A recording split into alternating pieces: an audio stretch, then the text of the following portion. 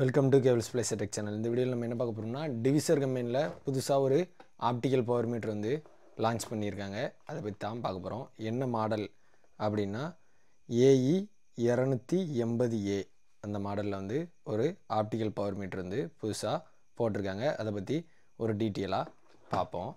இதில் என்னெல்லாம் வருது பேக்கிங்லன்னா, ஆப்டிக்கல் பவர் மீட்டர் வந்து வருது. சார்ஜ் பண்ணக்கு ஒரு சார்ஜர் வந்து கொடுத்துருக்காங்க. என்ன பவரில் அப்படின்னா 5 வோல்ட்டு 1 ஆம்பியரில் சார்ஜிங் பண்ணுறதுக்கு.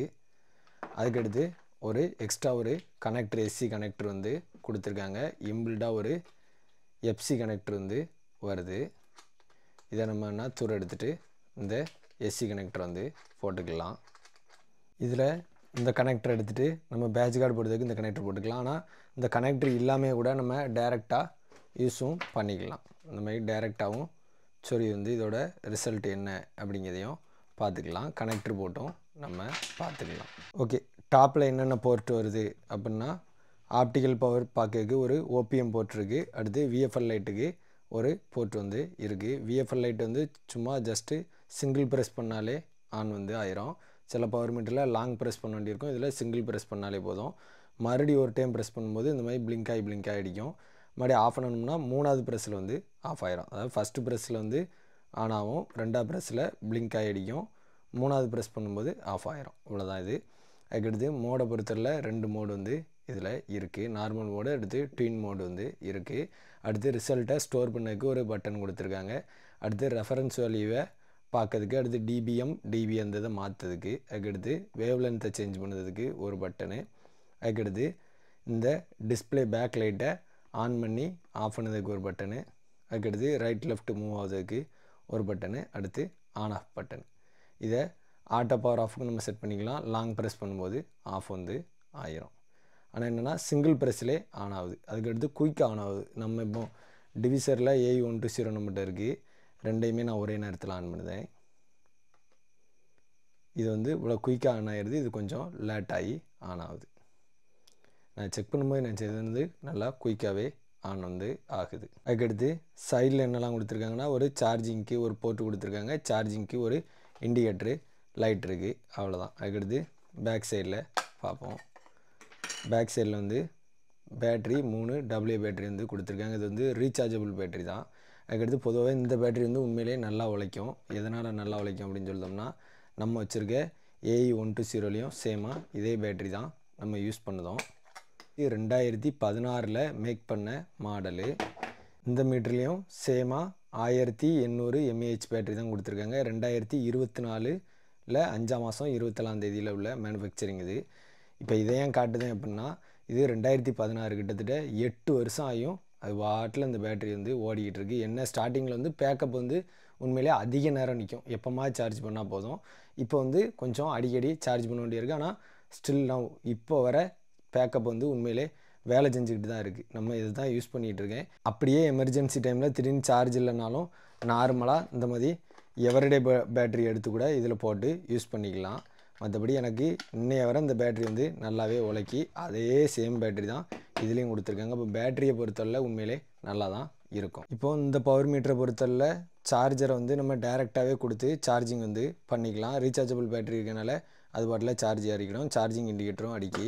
ஆனால் நம்ம ஏஇ 120 பொறுத்தவரை பேட்டரியை வந்து நம்ம இந்த மாதிரி கலத்தி தான் சார்ஜே பண்ண வேண்டியிருக்கும். நீங்கள் அப்போ ஏஇ 120லாம் வாங்கியிருந்தீங்கன்னா அந்த மீட்டரோட இந்த மாதிரி ஒரு சார்ஜர் வந்து கொடுத்துருப்பாங்க. நம்ம இதில் பேட்டரியை போட்டு சார்ஜிங் வந்து ஏற்றணும். அதுவும் பின் வந்து இந்த டைப்பாக அப்போது நிறைய இடத்துல ப்ளக் பாயிண்டில் சேராது. அப்போது இதுக்கு ஒரு ஃபீமேல் டு மேல் பின்னு வந்து வாங்கணும். இல்லைனா இந்த மாதிரி ஒரு சார்ஜர் வந்து நம்ம வாங்கி வச்சுக்கிடுவோம். இப்போ இதில் கொடுத்து இங்கேருந்து நம்ம ப்ளக்கில் வந்து மாட்ட வேண்டியிருக்கும். அதாவது பேட்டரி வந்து கலத்தி தான் சார்ஜிங் வந்து பண்ண முடியும். அது உண்மையிலே இது வந்து ஒரு மைனஸ் தான். ஆனால் நாங்களாம் என்ன பண்ணுவோம்னா, எக்ஸ்ட்ரா ஸ்பேர் பேட்டரி வந்து வச்சுக்கிடுவோம். டக்குன்னு பேட்டரியை மாற்றிட்டு இதை வந்து சார்ஜரில் போட்டு யூஸ் பண்ணிக்கிடுவோம். ஆனால் சார்ஜிங்கை வந்து இந்த மாதிரி டைரெக்டாக இப்படி போர்ட்டிலே கொடுத்து சார்ஜ் ஏற்ற ஆப்ஷன் வந்து அதில் இல்லை. ஸோ பேட்ரி பேக்கப்பை பொறுத்தவரை கம்பெனியிலேருந்து எவ்வளோ கிளைம் பண்ணுதாங்க அப்படின்னா 100 மணி நேரம் இதில் வந்து சார்ஜிங் வந்து ஒரு டைம் ஃபுல் சார்ஜ் பண்ணால் 100 மணி நேரம் சார்ஜ் நிற்கும் அப்படின்னு கிளைம் பண்ணுதாங்க.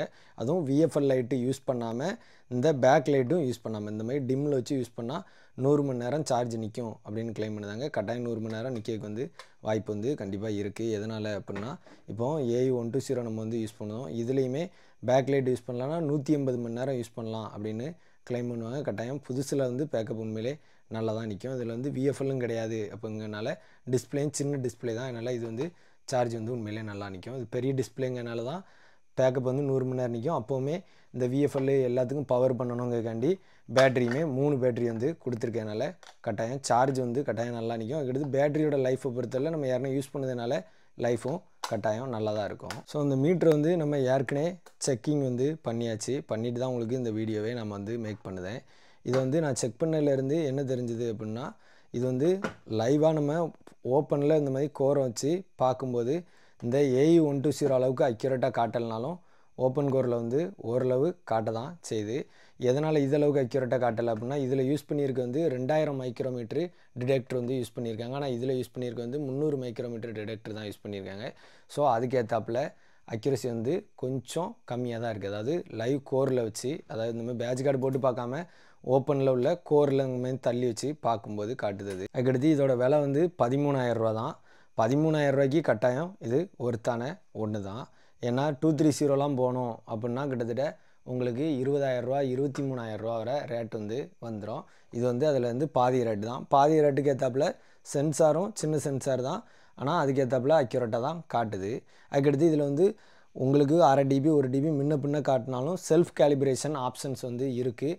அதனால் நீங்கள் 1/2 dB வித்தியாசமாக காட்டினாலும் 1/2 dB வந்து நீங்கள் கேலிப்ரேட் பண்ணி யூஸ் பண்ணிக்கலாம். அப்போது உங்களுக்கு ரெண்டுமே அக்யூரேட்டாக சேமாக காட்டுற மாதிரி செட் பண்ணிக்கலாம். அந்த ஆப்ஷனும் இதில் வந்து இருக்குது. இதை எடுத்தோடனே அன்பாக்சிங் பண்ணோடனே இதை வந்து நான் டெஸ்ட் பண்ணும்போது இதில் பிடிச்சது ஒரு விஷயம்னா இதோட பில்டு குவாலிட்டி தான். உண்மையிலே நல்ல ஸ்ட்ராங்கான குவாலிட்டி வந்து கொடுக்க தான் செஞ்சுருக்காங்க.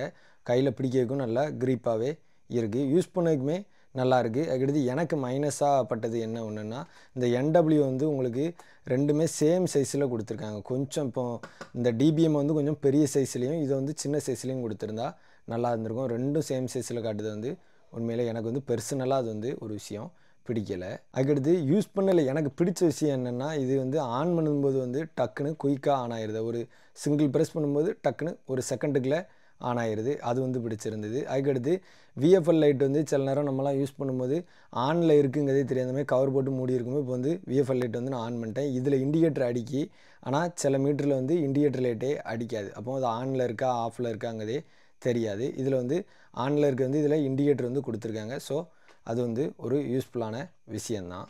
நம்ம இப்போ தெரியாமல் கைப்பட்டு ஆன் ஆகிருந்தால் கூட நம்ம மறுபடி அதை ஆஃப் பண்ணதுக்கு நல்லாயிருக்கும். அதுக்கடுத்து டஸ்ட்டு கேப் வந்து இதோட அட்டாச்சாக இருக்கதும் ஒரு விதத்தில் நல்லதுதான். இப்போ நம்ம இந்த மாதிரி பவர் மீட்டரை தூக்கிட்டு அலையும் போது நம்ம கூடையே இந்த மாதிரி மூடியும் கொண்டுட்டு அலையணும். இந்த மாதிரி உள்ள சென்சாரில் தூசி ஏற்படக்கூடாதுன்னா நம்ம இந்த மாதிரி டஸ்ட்டு கேப் போட்டு மூடி வைக்க வேண்டியிருக்கும். இது இந்த மாதிரி இதோட கவர் இருக்கும்போது இது வந்து மிஸ் ஆக வாய்ப்பு இல்லை. நம்ம பவர் செக் பண்ணோன்னே டக்குன்னு மூடி வச்சுக்கலாம். ஸோ இதை வந்து சேஃபாக பயன்படுத்திக்கலாம். இந்த ஆப்ஷன் இருக்கிறதும் எனக்கு வந்து பிடிச்சிருந்து. அதுக்கடுத்து இதில் யூஸ் பண்ணியிருக்க விஎஃப்எல் வந்து 10 மில்லிவாட் விஎஃப்எல் வந்து யூஸ் பண்ணியிருக்காங்க. 10 மில்லிவாட்டாக இருந்தாலும் அவுட்புட் வந்து உண்மையிலே நல்லா தான் இருக்குது. அதுக்கடுத்து இதில் வந்து -50லேருந்து +26 dBm வரை பார்க்க முடியும். நம்ம வந்து +19 வந்து கொடுத்து செக் பண்ணோம். அவுட்புட் வந்து காட்ட தான் செய்யுது. வேறு இதில் எனக்கு என்ன பாசிட்டிவாக பட்டுதுன்னா இதோட பேக் லைட்டு தான்.